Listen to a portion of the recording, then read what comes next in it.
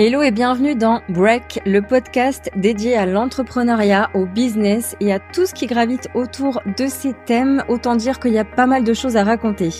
Je suis Lolita Belli, j'aide des entrepreneurs à structurer leur activité et à développer un business qui soit pérenne, rentable et en accord avec leurs valeurs et leurs visions. Je suis partisane et je revendique le travailler moins mais mieux et surtout gagner plus en faisant moins car oui, c'est possible. C'est surtout une question d'organisation et de discipline. Alors moins de blabla, plus de moula, on passe à l'action ensemble. Hello et bienvenue dans ce nouvel épisode du podcast où j'ai envie d'aborder un sujet qui peut ne pas avoir de lien direct à premier abord avec l'entrepreneuriat. Pourtant, je vais le reconnecter au business, mais à travers des exemples personnels qui n'ont peut-être rien à voir avec l'entrepreneuriat.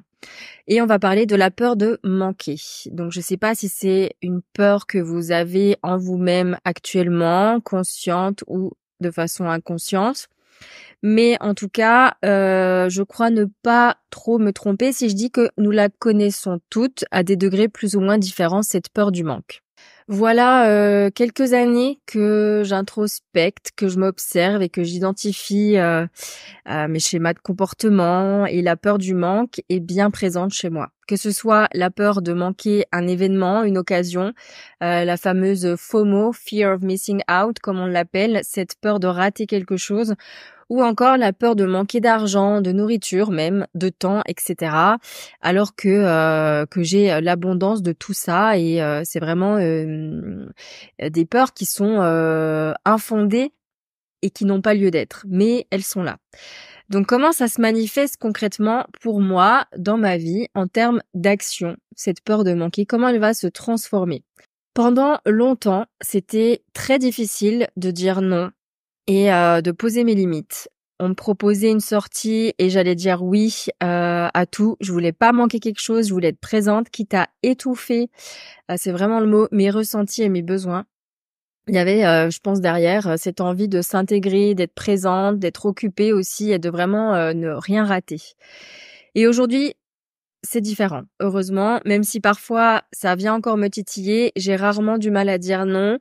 Et je vais toujours donner les vraies raisons. Juste si j'ai pas envie, je dirais que j'ai pas envie, que j'ai la flemme, je dirais que j'ai la flemme, ou encore mieux sans me justifier. Et je suis entourée de personnes qui majoritairement comprennent. Donc ça, c'est cool. Et voilà, je me choisis d'abord et je suis à mon écoute.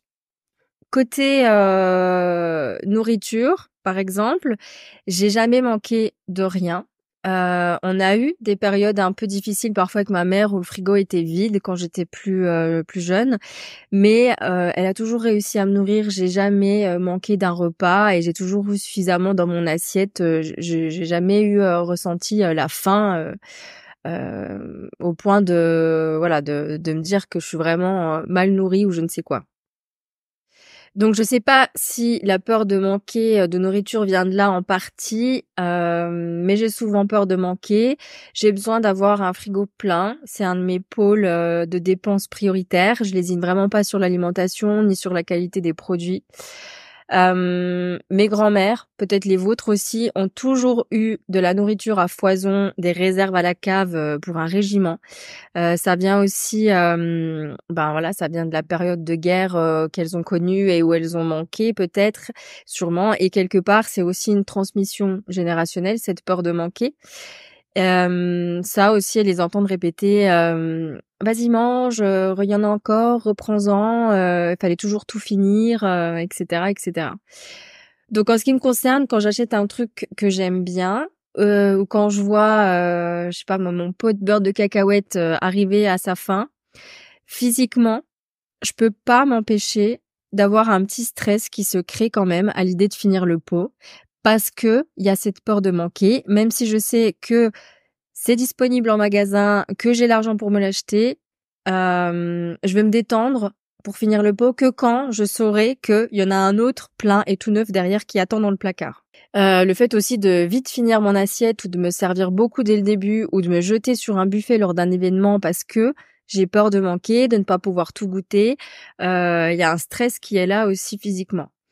Il y a donc tout un apprentissage à faire à ce niveau-là sur lequel je me penche depuis quelques années maintenant. Et il y a aussi d'autres dimensions à explorer que la peur du manque, car tout est interconnecté. Donc que ce soit des transmissions générationnelles, que ce soit des événements marquants dans l'enfance, etc. Il y a beaucoup de choses qui peuvent être observées pour essayer d'avoir des pistes de transformation à ce niveau-là quand c'est quelque chose qui a des conséquences négatives dans notre vie, bien sûr. Dans le domaine relationnel aussi, il y a cette peur du manque qui est présente. Et puis au niveau de l'argent parfois également. Pourtant, voilà, je n'ai jamais manqué d'argent. J'ai toujours eu l'argent dont j'avais besoin, exactement quand j'en avais besoin. Je me sens extrêmement soutenue à ce niveau-là par l'univers, ou comme vous voulez appeler ces forces supérieures invisibles, intangibles. J'ai toujours tout ce qu'il me faut et je manque vraiment de rien. Mais j'ai beau le savoir, le corps a une mémoire et ça peut prendre du temps de la libérer et de rassurer cette partie de moi qui a peur. Tout ça pour en venir au point suivant. On entend souvent en entrepreneuriat que la réussite est en grosse partie une question de mindset, qu'il est important de nourrir des émotions positives pour attirer à soi cette même fréquence et que pour recevoir l'abondance, elle doit d'abord émaner de soi, vibrer en soi et se sentir abondant ne pas être par opposition dans un mental de pénurie, ce qui aura tendance à attirer le manque. Ça, c'est la théorie et je pense qu'aujourd'hui, la plupart d'entre nous, l'information, nous l'avons. Mais concrètement, comment est-ce qu'on peut véritablement surpasser la peur du manque ? Ça vous est peut-être déjà arrivé, vous assistez, je sais pas moi, à un séminaire ou à une formation. Vous êtes entouré de personnes qui vous comprennent et qui partagent vos valeurs et vous allez ressortir de là boostée à bloc, confiante, sereine sur l'avenir avec plein d'idées en tête. Mais voilà, au bout de quelques jours, c'est à nouveau la douche froide. Vous repartez dans votre routine habituelle et c'est humain. Vous n'êtes plus au contact de l'énergie dans laquelle vous avez été baigné pendant une journée, 2 jours ou une période de plusieurs mois sur une formation par exemple. Donc comment se mettre au contact de cette énergie le plus souvent possible, cette énergie où vraiment on se sent capable de gravir des montagnes, de concrétiser ses idées sans heurts, de croire inconditionnellement en soi. Comment on fait ? Je vais vous donner que des pistes que moi-même j'explore, donc prenez ce qui vous parle et laissez ce qui ne vous parle pas. Dans un premier temps, évidemment, ça va être intéressant d'observer et d'identifier les déclencheurs qui vous font pénétrer dans un mental en mode roue du hamster qui fait que de ruminer, qui tourne sur lui-même et qui ne fait que ressasser des pensées négatives. Pourquoi est-ce que j'ai peur de manquer, par exemple, d'argent ? Ai-je déjà été dans des situations de ma vie où je n'avais pas l'argent nécessaire et ça a eu des conséquences négatives et lesquelles ? Est-ce que j'ai peur de me retrouver à la rue sous un pont ? Je sais qu'il y en a qui ont cette peur-là. Est-ce que si vraiment je n'ai plus d'argent, aucune solution ne s'offrira à moi ? Je prends l'exemple de l'argent parce que c'est souvent ce qui nous parle en entrepreneuriat. Mais vous pouvez ajouter peu importe la situation que vous voulez dans ces questions. Mais voilà, ça va être important d'aller creuser en profondeur sur les peurs qui vous paraissent les plus irréalistes même, parce qu'on ne cherche pas à juger ou à relativiser ici, mais déjà à reconnaître et à conscientiser ce qui est là, et absolument tout ce qui est là. Donc si vous avez vraiment cette peur viscérale de vous retrouver à la rue sous un pont parce que vous allez manquer d'argent, l'objectif ça va pas être de la juger, ça va juste être d'en avoir conscience. Donc ça, c'est un réflexe à adopter dès que vous êtes en capacité d'avoir cette vigilance et cette conscience de « Ok, là, je me rends compte que je suis en train de penser ça. » Eh ben, je le prends et je l'analyse. Je le laisse pas divaguer comme bon lui semble dans les méandres de mon esprit. On le sort dans la matière. Donc, il y a toute cette partie mentale. Mais il y a aussi toute la partie physique. Notre corps, il imprime tout ce qui se passe tout au long de notre vie et il engendre des informations. Je vous donne un exemple concret. Moi, j'adore regarder la symbolique d'une partie spécifique du corps ou d'un organe quand j'ai mal à un endroit précis de mon corps. Donc bien sûr, on peut se dire qu'il n'y a pas toujours une explication spirituelle. Moi, je sais que ma cliente idéale croit aussi en ces choses-là. Donc c'est sûrement toi qui m'écoutes et qui est ouverte d'esprit par rapport à ça et qui peut-être a tendance à regarder aussi la symbolique.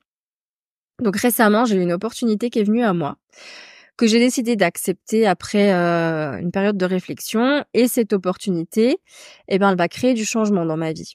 Je sais qu'inconsciemment, et même consciemment, ça me travaille beaucoup. Et je me demande si je prends la bonne décision, si j'ai raison de faire ça, comment je vais réussir à gérer, etc. Et il y a notamment la peur du manque qui remonte à la surface parce que cette opportunité va me prendre beaucoup de temps et je vais rater des choses. Cet été, là, sur les mois à venir, je vais rater des événements, je vais rater des occasions de voir des amis, d'avoir une vie sociale, etc. Mais c'est tout là l'enjeu pour moi de voir long terme plutôt que plaisir immédiat et d'aller. C'est une bonne occasion pour moi de venir travailler justement sur cette fear of missing out, cette peur de rater, de manquer. Donc j'ai laissé mon mental en roue libre, j'ai laissé divaguer, j'ai laissé tourner sur sa roue du hamster et là, il y a mon corps qui a commencé à parler. J'ai ressenti une douleur en bas du dos, au niveau des reins. Et en regardant la symbolique, les reins sont très liés à la peur, notamment à la peur concernant notre survie. Donc dans ce cas précis, je sais que je vais faire face à une période qui va certes être limitée dans le temps, mais qui va être une période avec une activité plus intense. Ça va venir déstabiliser forcément l'équilibre en place, il va falloir que j'en crée un nouveau. Et je vais devoir sacrifier une partie de mon repos. Et ça aussi, ça vient m'agiter et c'est normal. En quelque sorte, en fait, j'ai peur de ne pas survivre à cette période, même si elle est limitée dans le temps. Et puis, j'ai aussi eu en parallèle une séance de réflexologie avec Modestie, qui est sur Annecy, que je vous recommande, Menzana Réflexologie. Je vous mettrai ces infos dans la description, je vous la recommande. Et à la fin de notre séance, il y a toujours un débrief sur ce qu'elle a ressenti. Et sans surprise, elle a senti mes reins, mais aussi mes glandes surrénales. Donc là aussi, vous vous doutez bien que je suis allée regarder la symbolique et elles sont liées au jugement, les glandes surrénales. Type, est-ce que je prends la bonne direction? Est-ce que je prends la bonne décision? On est en quelque sorte dans le refus d'avoir choisi une voie et de la poursuivre. Donc tout ça, ça m'a parlé très très fort parce que c'était pas anodin pour moi si j'ai eu ces douleurs à ces endroits précis quand je faisais le lien avec ce qui se passait dans ma vie au moment T. Donc qu'est-ce que je fais? Je suis venue rassurer mon corps déjà. J'ai écrit mes peurs sur les conseils aussi de Modestie, ma réflexologue, et je suis venue rassurer mon corps en lui rappelant qu'aucune situation n'est figée, que si la nouvelle situation ne me plaît pas, je peux en sortir quand je veux. Je lui ai rappelé aussi qu'on est capable de s'adapter à une nouvelle situation et que tout va bien se passer. Et là, ça a commencé à se détendre. Vraiment, mes reins ont commencé à moins tirer. Je sais pas ce qu'il en est de mes glandes surrénales pour l'instant, mais vraiment, j'ai essayé d'être le plus connectée possible à mon corps et j'ai vu quand même que ça commençait à se soulager à certains endroits. Vraiment véridique. Donc, je ferai peut-être un autre épisode un jour pour aller plus en profondeur sur le sujet du corps et de ses mots, car vraiment, moi, j'ai des croyances sur le sujet qui peuvent diviser d'ailleurs, et ça peut être intéressant d'ouvrir le débat. Voilà, c'est pas le sujet de ce podcast, donc revenons à nos moutons. Donc je me connecte à mon corps, je prends conscience de ce qui se passe à l'intérieur de mon corps et je pense que les pratiques que je privilégie depuis quelques années viennent muscler fortement le développement de cette conscience qui devient de plus en plus naturelle aussi. La méditation, le travail de la respiration, la thérapie, etc. Autant d'approches qui viennent me connecter de plus en plus à moi-même pour que ça devienne en fait la norme et non plus des rappels constants que j'ai besoin de me faire. Ça devient naturel pour moi aujourd'hui d'être à l'écoute de mon corps de plus en plus. Donc ça, c'est le point positif, même si je le prends jamais pour acquis. Donc le mental et le corps, le fait de tester des techniques de libération émotionnelle aussi, que ce soit l'écriture, en soi, quand on vient coucher sur papier nos ressentis, ça soulage déjà et ça libère, que ce soit de parler à une psychologue, de se faire accompagner, que ce soit de respirer avec des techniques de breathwork, de respiration. Tout ça, c'est comme ça concrètement que moi, je travaille sur ma peur de manquer. Parce que elle est très inscrite dans le corps, au-delà du mental. Et en général, comme beaucoup de choses dans la vie, on sait ce que l'on a à faire, mais on ne le fait pas. Donc je sais que pour moi, si je veux me ressourcer par exemple, si je veux sortir de mon mental qui a tendance à être tyrannique parfois et que j'ai besoin de faire une pause, un reset, eh ben me promener en nature va contribuer à ça. Je vais toujours ressortir régénérée, apaisée d'une balade en nature. C'est simple, c'est à portée de main, c'est gratuit, mais ça me demande souvent encore de sortir de ma léthargie entre guillemets quotidienne où je vais préférer squatter le canapé, mater Netflix, scroller sur mon téléphone et faire le strict minimum. Donc je dois encore faire un choix conscient chaque jour d'aller vers ce qui me fait du bien, de me connecter à une fréquence haute et à des émotions positives pour apaiser mon mental, pour prendre soin de mon corps et pour avoir une qualité de présence à moi-même qui soit la meilleure possible. Donc c'est pas encore forcément quelque chose d'inné. Il y a quand même un choix conscient à venir faire, à poser son cerveau à un moment donné et à enclencher le mouvement pour aller vers ce qui fait du bien. Et c'est quand je prends le temps de m'adonner à ces activités que je suis que je suis la plus apaisée, que je vais plus être dans l'inquiétude, dans les tracas, dans la peur, dans les doutes, etc. Et ça, vraiment, pour moi, c'est une pratique quotidienne à adopter. Il y a personne qui ne le fera à ma place. On aura beau me le répéter. En soi, là, je vous dis des choses que vous savez déjà. Si moi, je décide pas d'y consacrer du temps, je vais rester dans le savoir et dans l'information et sans l'expérimentation qui est la partie la plus importante du processus. Et ça peut prendre des années pour que ça devienne vraiment un automatisme et que je sorte me promener sans me poser de questions comme je vais aller me brosser les dents chaque soir. Parce que, en fait, derrière, il y a 25 années de comportement et d'habitudes totalement différentes et c'est pas en un claquement de doigts qu'on va changer tout ça. Ça prend du temps. Comme ça peut ne pas en prendre, ça dépend de chacun. Donc la peur de manquer, elle est inscrite dans notre corps et elle est alimentée aussi par notre mental, par le terreau qu'il va y avoir dans notre cerveau. Comment on va arroser notre terreau fertile? Est-ce qu'il va pousser des mauvaises herbes ou est-ce qu'il va pousser des belles plantes? Ça va dépendre des pensées qu'on nourrit. Et cette peur de manquer, elle va impacter notre état émotionnel et donc la fréquence intérieure à laquelle nous vibrons. Cette fréquence interne qui va attirer à elle une fréquence similaire, externe, tel un aimant. En fait, j'aime bien dire qu'on est comme un émetteur radio.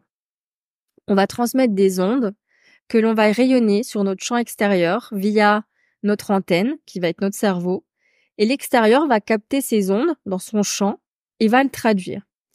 À l'époque, parce que aujourd'hui, peu de gens écoutent encore la radio, quand on cherchait une station de radio spécifique, on tournait le bouton, on avait parfois des parasites, des bruits, des grésillements, mais on finissait par trouver la station recherchée. On peut dire qu'on fonctionne pareil. D'ailleurs, les stations ont un numéro, une fréquence sur laquelle on peut se brancher. C'est un peu pareil pour nous.